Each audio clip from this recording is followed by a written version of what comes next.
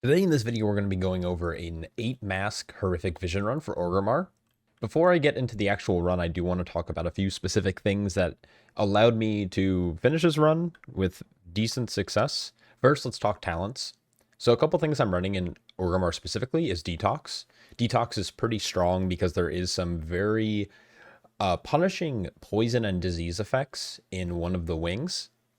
I'm also running things like Jade Walk, so while I'm out of combat, I have more movement speed. This is going to mostly help from getting from point A to point B, from pole to pole, without having to mount up. I'm also running Rushing Jade Wind. This is to allow me to have some more passive damage that doesn't require me to necessarily be in melee range, or if you happen to get stunned or horrified, you can continue dealing damage, and it allows you to actually expel your vitality a little bit faster, allowing you for bigger moments of burst through things like Chi Burst. And lastly, I am running Mantra of Tenacity over Mantra of Purity in our Master of Harmony tree. The reason for this is because the Absorb Shield is more impactful than being able to purify more stagger, because ultimately in these visions, this isn't Mythic Plus, it's not an infinitely scaling system for the most part. There's a static amount of damage when running 8 masks. So you're going to get actually more value out of this Absorb from your tier set proccing than you are just out of being able to purify a little bit more damage. Of course, I am running Master of Harmony. This is mostly to provide more burst damage through things like Chi Burst and Exploding Keg. So the idea is big pull, burst it down. When you don't have these cooldowns available, you're going to do slightly smaller pulls. Now, 8 mask visions are pretty difficult. Every time you put on a new mask, the damage and enemy health is increased by 25%. Now, each mask has their own kind of problem, but some of them actually have a little bit of a benefit.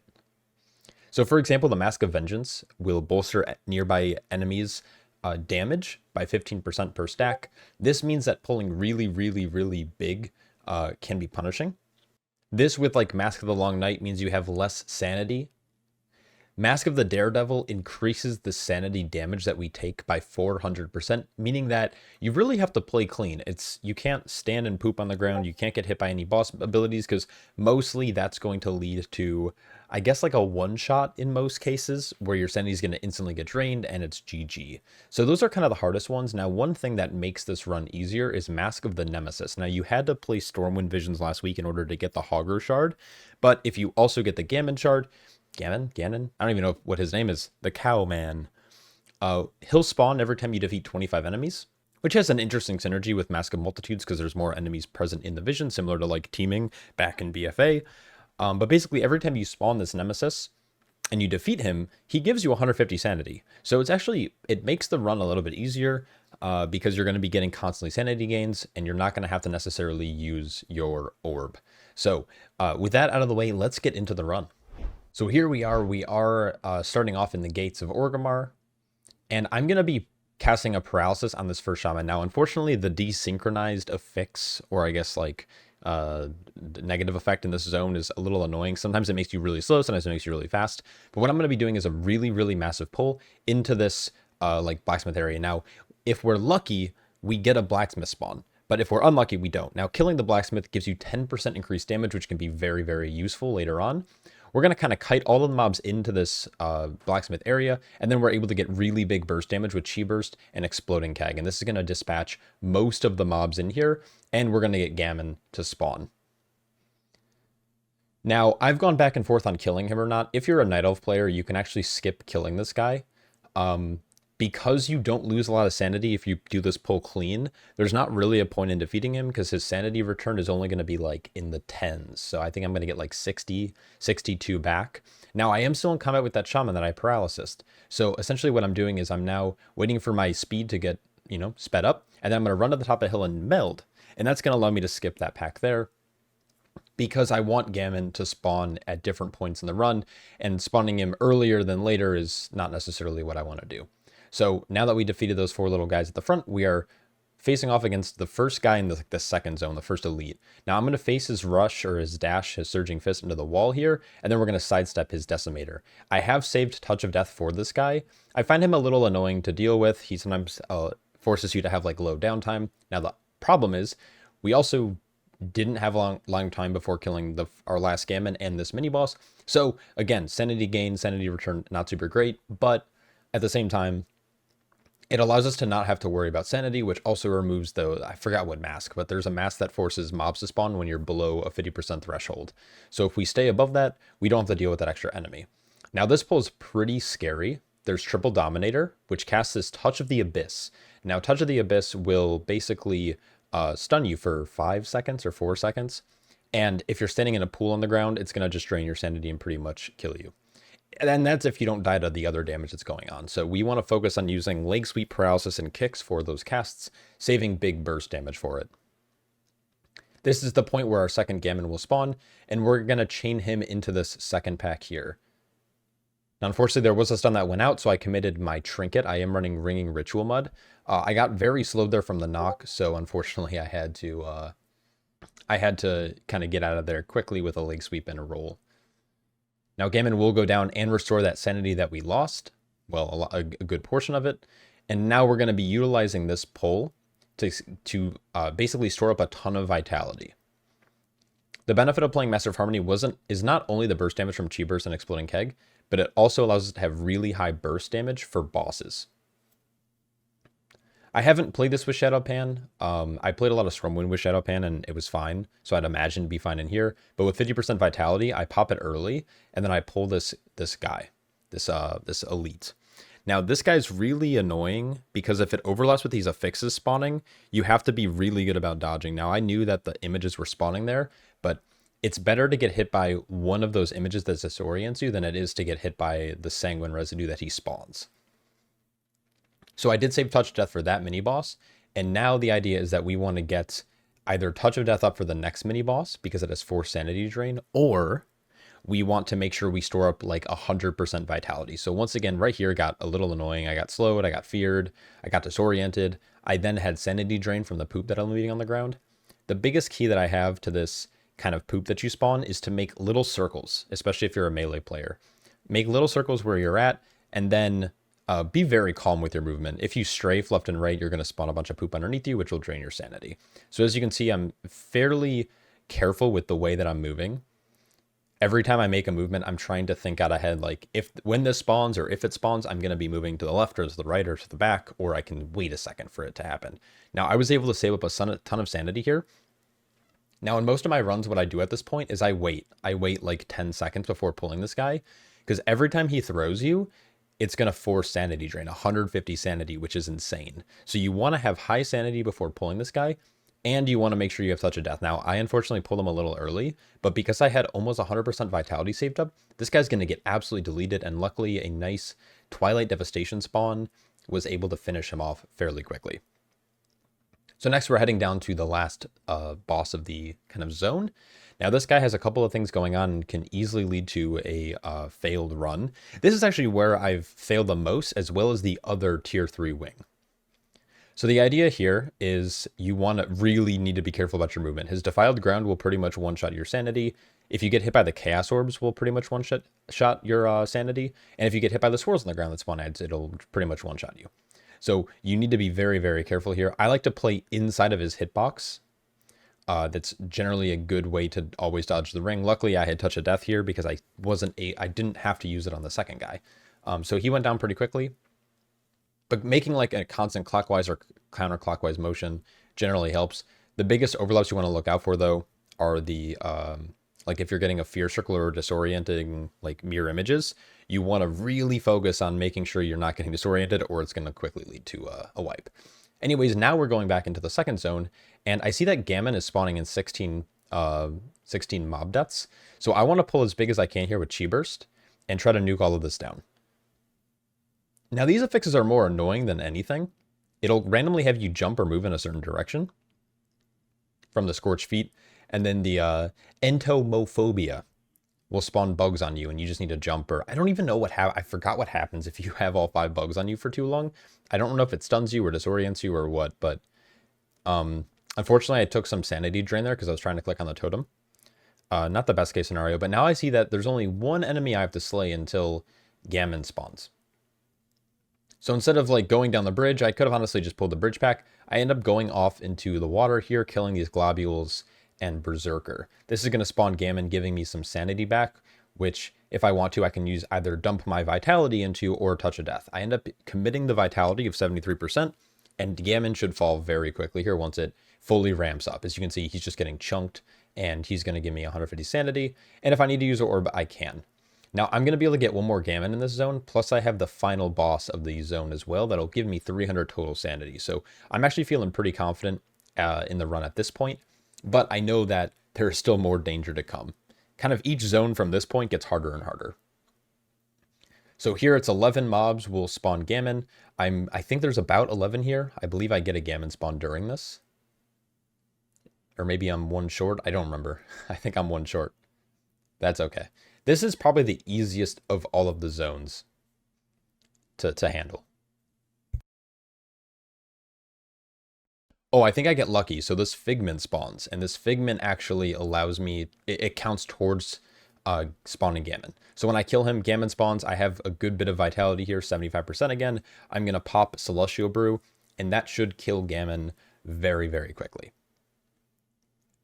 And this is a big reason, though, why I like to run Rushing Jade Wind, is because Gammon's always stunning me. I'm getting stunned by mobs. I'm getting disoriented randomly. Obviously, there's a way to counterplay a lot of this stuff. But when there's 4 CC, Rushing Jade Wind just makes sure you're able to continuously do damage at all times. And now the totems are all destroyed. We are heading into the final mini-boss of this area, this Oblivion Elemental. Now, this guy does the Orbs of Hopelessness. Now, if you stand on this fence, interestingly enough, there's no pathing for the orb to travel, so when he casts this and it silences you, it actually won't. It'll instantly pick it up, so you don't have to chase it around and move. Now, unfortunately, I was forced off of the fence there, but since I have Touch of Death, I don't think I have to deal with another Hopelessness orb, but utilizing the fences in this area can be pretty nice. Unfortunately, the invisible wall stays for just a second, so I spent that time mounting up. And now I see that we have 16 enemies until we get a Gammon spawn. So I want to refresh my sanity here. So I'm going to be kind of dashing down and getting a big pull going.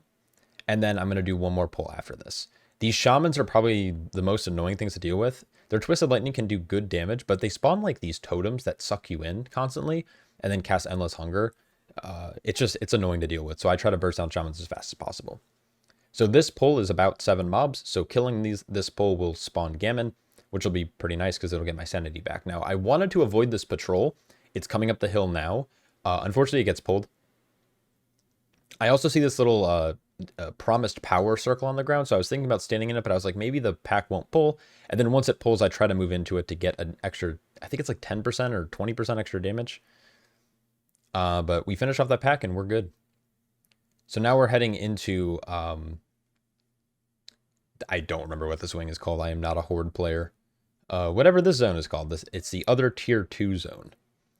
Now, I finished off that pack by itself because this mini-boss can be very problematic. This Orb of Annihilation, I somehow got clipped there. I wish they updated the swirls in visions like they did for the rest of the patch. It's a little annoying that we're playing with like old mechanics. So at that point, I just started playing it super safe. So I'm moving really far away. I got a big vitality dump on this guy. I also have Touch of Death available. So all I have to do is get him sub like 15 mil, and then I should be able to touch him. And Touch of Death gets committed, and we're good. That took me so long to notice. I quickly angled my camera down because there is a buff. It's a 10% crit buff in this like transmog hut if the portal is up. You'll see a portal that's glowing yellow, and you can interact with it. And by interacting with that, I think you spawn like an ethereal or some type of NPC that when you dispatch, it'll give you 10% crit, which can be beneficial. That, in the best run, you get the blacksmith and the crit buff. So you're doing 10% more damage and 10% more critical strike damage. Now, I did forget to pick up Garona here. I didn't necessarily forget, but there's a little bit of RP and I just had kind of momentum going. Plus my sanity was like nearly topped. So I wanted to basically clear the zone and then go back and then do all the huts. That was kind of my idea here. Now this appendage pull is a little obnoxious because these appendages disappear, and when they disappear, they stop taking damage from dots and everything like that. So even if you get a big Celestial Brew here, it doesn't really do much. Now the one thing I am trying to keep in mind out for is that this next mini boss in here is probably one of the hardest for brewmasters or tanks to deal with because you need to have like really high damage or it's for sanity drain. So what I'm trying to do is I'm trying to store up to about 100% vitality if possible. Luckily for me, because of Gammon spawning, I was able to get, I believe, close to, if not near 100%, which is really, really good. It gets a little wonky when you have fortifying brew proccing, because it changes your health threshold. But basically, I get to 100%, which means that I'm going to be able to burst down the last mini boss really, really fast. Within 8 seconds, I'm going to be doing 15 million damage. So now I'm running all the way back up the hill. As you can see, my sanity is pretty much topped, so I'm not really thinking or worrying about my sanity right now, because when I kill the next mini boss, well, I'm going to be getting my 150 sanity back. I see that this chest is here. I'm like, I might as well grab it. I have some time. And then we're just basically doing all these houses. Now, the only mob that I have to kill is a Snarg or something, whatever his name is in here. And then I see that this red vial is on the ground, so I pick it up. I don't know what buff it gave me. I don't remember if I checked or not, but basically I saw that it didn't drain my sanity, so I was like, all right, we're going to just run with it. Snang. That's his name, not Snarg. All right, so now we're opening the last 3 houses. I see potions on the ground. I'm mostly ignoring them because we're constantly getting the Nemesis mini-boss spawn. There's no reason for me to actually have to worry about picking up any kind of potions. I don't need the minor bit of damage it's giving me or anything like that, or the movement speed. We're just setting it. All right, so I have a 15 mil Aspect of Harmony saved up, so I'm going to pop Celestial Brew early. I'm going to eat my Scorched Feet, and then I'm going to pull. And now this should burst pretty quick. It's this mechanic here, the Void Torrent, that you have to be very careful of. I pop Tiger's Lust, and I just start sprinting around in a circle, hitting him with Rushing Jade Wind, Breath of Fire, and Keg Smash. And that's pretty much all you can do there. And then once he's basically, you want to get him low enough before he casts his shield, where you can then touch a death, remove the shield, and then finish him off. That mini boss, if you get hit by one of the Void Torrents, you get hit by multiple Void Torrents, which will drain your sanity almost completely. And then when the shield breaks, if you can't break through it quick enough and it shatters, you also take a massive amount of sanity loss. So that is probably the scariest mini boss in here. You want to have a lot of burst damage for it. Now, this zone has been giving me so much trouble. This is where most of my runs fail. I was trying to do some intricate skip tech. And I was also under the assumption that some of the mobs in here were CC immune. Turns out that's not the case. So when I got to this run, I was like, I'm just going to try to CC some of these mobs out of the pulls so I don't have to deal with them. And it ended up working out really, really well. This mini boss also puts a nasty disease on you that will drop a pool that drains sanity, 150 per tick. So you definitely want to try to dispel it. And that's why we are running Detox. These mobs also apply like a poison barb debuff to you. I don't remember what it's called, but if it hits 5 stacks, you also get stunned. So dispelling it when you can is also very good. Now I noticed that Gammon spawns in 6 kills. So instead of going the normal way, I'm going to pull this like side pack and burst it down really quick. So when Gammon spawns, he isn't going to get super bolstered. He only has 5 stacks. I'm going to get free sanity, and then Gammon should spawn at a more appropriate time later on in the vision to give me more sanity. So I use Touch of Death here because I know I don't need it for at least a minute and a half, because that's how long it's going to take me to get through. Now, there's a couple of mobs hiding on the bridge, so I like to get them out, and then we are getting stunned like crazy. And this is, again, why Rushing Jade Wind is generally good, except it's not active right now. So trying to keep Rushing Jade Wind active is really, really good. That gets bursted down, so it's this Mind Toxin. So dispelling it before it hits 5 stacks is kind of key. Now, sometimes it'll instantly apply 5, and then you're just going to get stunned automatically. But if you're ever at like 3 stacks or 4 stacks, just dispel. Now, I'm positioning myself on the bridge here because the Bone Crusher does a headbutt, which knocks you back, which can cause a lot of issues. So putting yourself on the elevated surface will kind of negate the knockback, which is super, super nice. Now, this is a pull that I was like, all right, I'm going to try CCing this. And if it works, it works. If not, it doesn't. And it ended up working. So I'm not in combat. Well, I'm in combat with it, but it's CC'd. So I don't have to worry about a bunch of casts going on me. I killed enough mobs for Gammon to spawn. He is very bolstered, though. So I have to be a little careful of his Whirlwind ability. But I'm just going to kind of take it nice and slow. There's no rush. We know that we're going to get sanity here. Plus, I do need to handle that other caster that is currently CC'd. But I definitely want his bolster to drop before I do so. So before I kill Gammon, I'm going to wait for the bolstering to drop just so I don't extend. That it goes away, so now we're going to go into the next pull. Now before I do that Venom Weaver, I'm going to pull the Mindhunter by itself. Now this counts as a mini-boss. The frontal doesn't do sanity damage, but getting hit by this Toxic Volley does. So pay attention to your fixes. Make sure you're not getting disoriented in them or you're going to get one shot at this point. So moving under the mini-boss also helps. I'm trying to build sanity up, or not sanity, vitality up, so I can nuke down Rexxar, who is the final boss of this zone. Once this guy goes down, we have just this Venom Weaver left, which we're going to handle just by itself. I'm really trying to take this area very slow and cautiously, because again, like I've said, I've probably bricked 10 or so runs in this zone, which has been completely infuriating, because I'm trying to live my best life. Now I noticed that Keech was up, so I'm going to come and kill this guy. He drops a reagent for something. I don't know what it is, but I know that he drops a reagent, so I decided to kill him to get it. So when I start worrying about some of the achievements and accolades later on in easier runs, I don't have to worry about this guy. So he drops loot, which I forgot to loot for some reason because I'm dumb. Maybe I'll go back for it. One day I'll go back for it. There we go. So I noticed that he is now lootable. So we have the Voidbound Orb of Mystery. I don't know what this does, if I'm being honest. But I will look it up, I swear. Now this next pull is also problematic. This is the pull I've wiped on the most. I'm waiting for my little Void guys to spawn. I'm going to CC out the Venom Weaver once again. And this Bone Crusher, I'm going to position myself where I'm getting knocked this way, towards the hut. Because getting knocked down the hill or into the side will drain your sanity as well. I did get a Gammon spawn, which is good, because I'm going to get some sanity from this. But again, I'm really, really trying to save up all of my sanity. Or not, why do I keep saying sanity? Vitality, so I can burst down Rexxar really, really quick. So I'm at 100% right now. Just avoiding the affixes. Gammon's going to do a little bit of damage because he is at 5 stacks of this bolster buff. But it's not a big deal.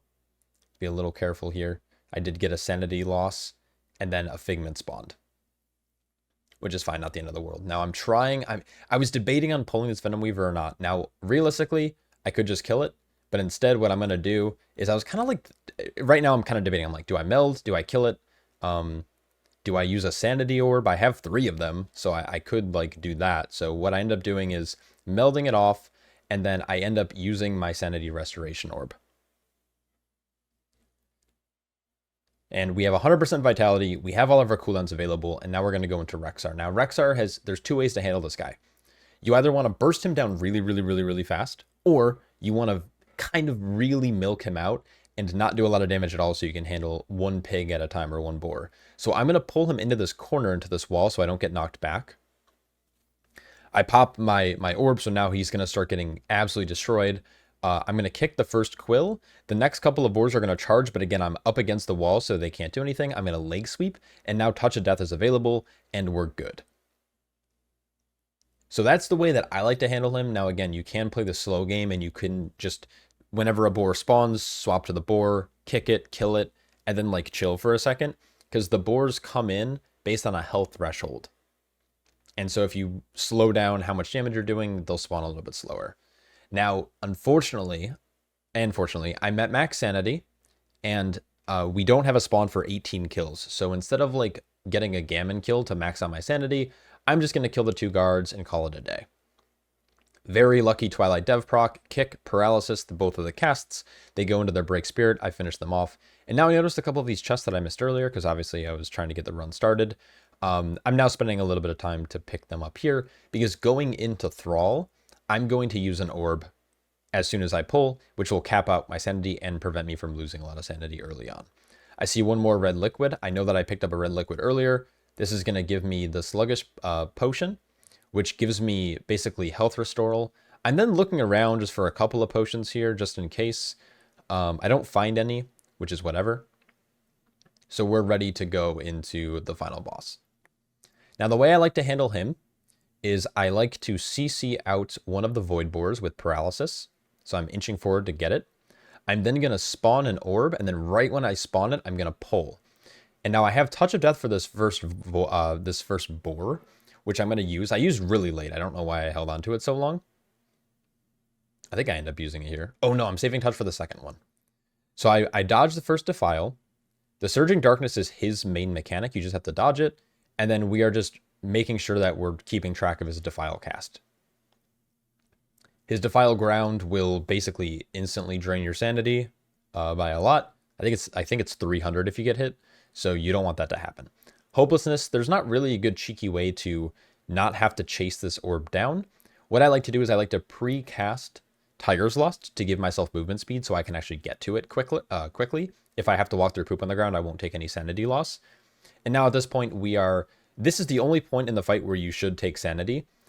Tank's very hard to break through the shield. It's forced 90 sanity drain, but if you're topped from going into the fight, you should be good. He generally only casts it once in the fight from what I've noticed. He casts it around the 50% mark. Once you get through that shield, or you just don't get through the shield, you should be good. Hopelessness comes out again. I don't have Tiger's Lust up. Actually, I had it up. It just was late to cast. I'm able to get to the orb, and then I'm baiting his Defiled Ground always to the outside of the room, and this keeps the room a little bit cleaner for me to kind of move around. So I'm trying to stand in this Promised Power for the extra damage gain that I'm going to be getting, and then we're moving out. And so now it's kind of like a slow rot. I do have Touch of Death in about 10 seconds here, so I'm going to be able to dispatch Thrall whenever it comes up in sub 6 seconds. He's at 12 mil, which is less health than I have, so basically right when the surging goes off, I'm going to wait for him to come out to me. I'm not going to risk it. And then I'm going to Touch of Death. And that's the run. I would say this is pretty clean. I've had some cleaner runs that ended up failing. So definitely, I think playing it slower is better. With the Nemesis Shard, you can definitely go pack by pack by pack. It does take a little bit longer, but it's a lot safer.